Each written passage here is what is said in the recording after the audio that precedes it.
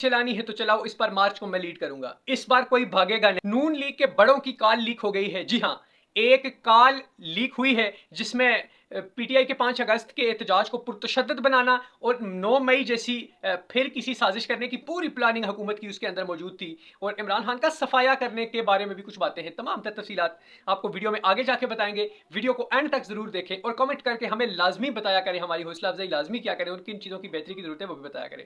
Channel को subscribe और like ज्यादा से ज्यादा करें। नाज़रीन इकराम, आगाज करते हैं मुराद सईद साहब के उस ट्वीट से। सेनेटर मुराद सईद साहब के उस ट्वीट से आगाज करते हैं। उन्होंने सेनेटर बनने के बाद सबसे पहला और सबसे तगड़ा बयान दे दिया है। जी हां, उन्होंने आगाज ही बहुत जरहाना तरीके से कर दिया है।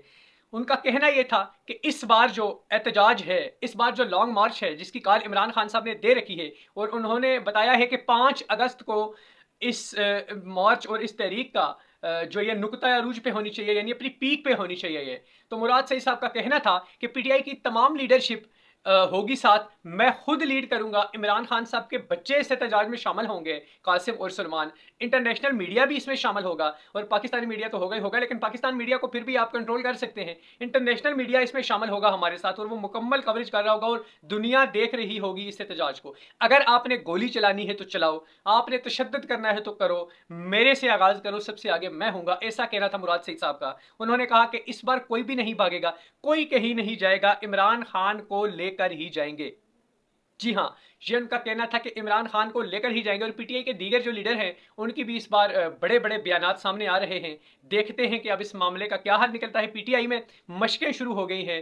पीटीआई के लोग एक जलसे और जुलूस वहां पे निकालना शुरू कर दिया आवाम ने। पंजाब में हमने देखा मुख्तलिफ जगहों पर मूवमेंट शुरू हो गई है, कॉर्नर्स मीटिंग भी हो रही है और आवाम बाहर निकल रही है एक रैली की सूरत में, हल्के फुल्के। जैसे सिंध में हमें देखने को मिला, वहां पर काफ़ी शोर शराबा आवाम ने करना शुरू कर दिया है। और इवन आज़ाद कश्मीर में भी हमने गुज़िश्ता 2 दिनों से देख रहे हैं, ख्वाजा फारूक हैदर और एक नियाजी साहब के हल्के में भी सनम जवेद साहबा वहां पे गई हुई थी, वहां पे भी ठीक ठाक जलसा किया गया है।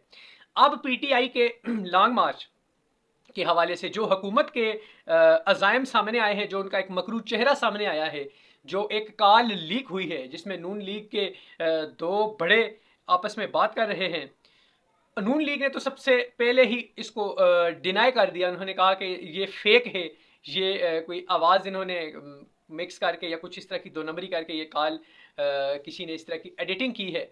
लेकिन इसको इसका मुकम्मल तहकीकात की जा रही है और कभी इम्कानात हैं कि ये हकीकत लग रही है। और नून लीग इस तरह के मामलात माजी में भी करती आई है, और जो 9 मई के वाक़यात जो 9 मई का हुआ था उसमें भी पीटीआई का और इमरान खान का ये कहना है कि 9 मई हुकूमत ने, यानी कि इस नून लीग और पीपल्स पार्टी ने खुद करवाया, क्योंकि अगर 9 मई ना होता तो इमरान खान तो उस वक्त एक मकबूलियत की महराज पे थे, एक पीक पे थे, वो उन्हें शिकस्त देना नामुमकिन के करीब था।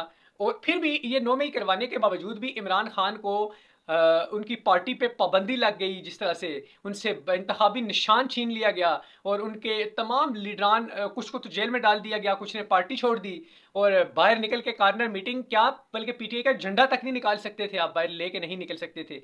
इतनी मुश्किलात और इतने जबर और इतनी सख्तियों के बावजूद पीटीआई ने, जो आज़ाद उम्मीदवार उनके डिक्लेयर हो गए थे, किसी को कद्दू का, किसी को जूते का, किसी को लोटे का, किसी को इस तरह के इंतखाबी निशान मिले, उसके बावजूद पीटीआई वालों ने भारी अक्सरियत से कामयाबी हासिल की। मगर फिर फॉर्म 45 को चेंज करके फॉर्म 47 के मुताबिक एक हुकूमत जो मार्ज वजूद में आई, जिसके प्राइम मिनिस्टर मियाँ मोहम्मद शहबाज शरीफ साहब हैं।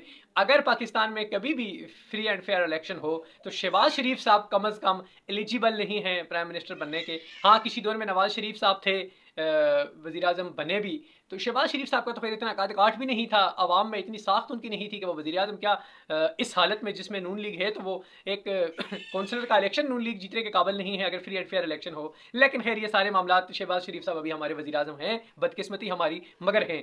तो ये पीटीआई के लॉन्ग मार्च को पुरतशद्दद बनाने की एक जो प्लानिंग उसमें थी, जिस तरह से अपने गुल्लू बटों को बीच में डाल के नून लीग इसको दोबारा से इस तरह का एक माहौल बनाना चाह रही थी कि जिसमें दोबारा से गोली चले, फिर से एक डैमेज हो, जिसका डायरेक्ट नुकसान हमारे मुल्क को हो रहा है, हमारी माशियत को हो रहा है, और दुनिया में हमारा एक बुरा चेहरा जा रहा है और हम मजीद बदनाम हो रहे हैं और पाकिस्तान की बदनामी हो रही है। ये कोई पीटीआई नून लीग पीपल्स पार्टी की बदनामी नहीं है, ये डायरेक्ट पाकिस्तान की बदनामी है, हमारे मुल्क की बदनामी हमारी बदनामी है, मुल्क की इज्जत ही हमारी इज्जत है। दवा है अल्लाह तबारक व तआला से कि हमें हदायत अता फरमाए और नेक और अच्छे हुक्मरान अता फरमाए। अपना और अपने चैनल का बहुत सारा ख्याल रखिएगा। अगली वीडियो तक के लिए दीजिए इजाजत। अस्सलाम वालेकुम व रहमतुल्लाह।